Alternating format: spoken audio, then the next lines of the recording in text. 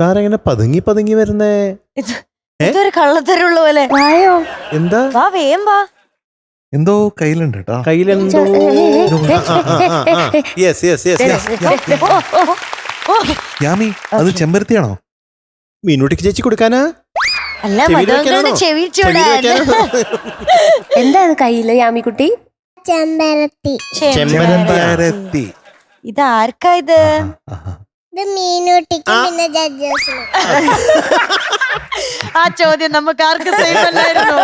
യാമിക്കുട്ടി, മീനൂട്ടന്റെ ചെവിയിൽ വെച്ചു കൊടുത്തോളൂ ആ ചെമ്പരത്തി. ആദ്യം എം ജെങ്ങളുടെ മൂത്തവർക്കാണ് ആദ്യം നമ്മൾ ഇവിടെ എന്ത് കൊണ്ടാലും ചോക്ലേറ്റ് ഉൾപ്പെടെ നമ്മൾ അവിടെ അത് കഴിഞ്ഞിട്ട് മതി. അത് വേണ്ട ആര്യ ചേച്ചി. യാമിക്കുട്ടി ഒന്ന് ചെവിയിൽ വെച്ചു. ആദ്യം ആർക്ക് വെക്കണം എന്നാ യാമിക്കുട്ടിക്ക് ആഗ്രഹം? കുട്ടികളുടെ ആഗ്രഹമാണ് മെയിൻ. കുഞ്ഞു ചെല്ല് എന്നിട്ട് ഇവിടെ വന്നാ മതി കേട്ടോ. അയ്യോ അയ്യോ, ഭയങ്കര ഹൈറ്റ് ഉണ്ട് ആ സ്ഥലം. ഒരു കൊക്ക പോലെ നമുക്ക് തോന്നുന്നത്.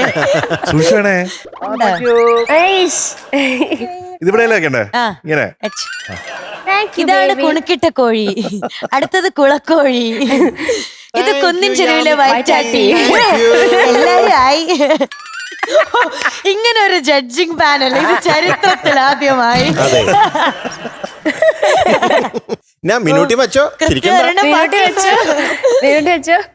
ചെമ്പരത്തി നമ്മുടെ വളരെ നല്ലൊരു പുഷ്പമാണ്. ഇനി മീനൂട്ടി കുഞ്ഞും വെക്കുന്നുണ്ടോ? വലത്ത ചെവിയില് അങ്ങനെ അങ്ങനെ വെച്ചു. ആരെയും പറഞ്ഞു. ഇനി യാമിക്കുട്ടിയുടെ ചെവിയിൽ വെക്കണല്ലേ? യാമിക്കുട്ടിയും വെച്ചു. പക്ഷെ ശരിക്കും ഇത് വെക്കുന്ന കാണാൻ നല്ല രസമുണ്ട് കേട്ടോ. വെച്ച് തരണോ? മീനൂട്ടിക്ക് നന്നായിട്ട് ചേരണ്ട്. മധുവങ്ങളും ഒരേ ചേർച്ച. എന്ത് സ്പീഡിലാണ്. Super super super. അപ്പൊ ഏതാണ് പാട്ട്? കുണുക്കിട്ട കോഴി. അതാരാ? കുണുക്കിട്ട കോഴി. കോഴി. കുളക്കോഴി. കുളക്കോഴി. അതാരത്? കോഴി. കോഴിയോ?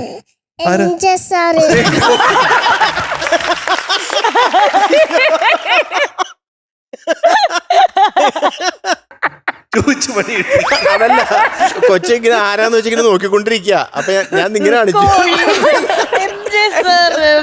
പാവാതൊന്നും അറിഞ്ഞിട്ടല്ല കേട്ടോ. കുഞ്ഞു മനസ്സിൽ കള്ളമില്ല. അതെ, അവള് പറഞ്ഞ സത്യമാണ്. അപ്പൊ കുളക്കോഴിയോ? കുളക്കോഴിയോ? അതാരാ? ആര്യ ചേച്ചി. ഇനി കുന്നിൻ ചെരുവിലെ വയറ്റാട്ടി അപ്പുറം ഇരിക്കുന്നത്.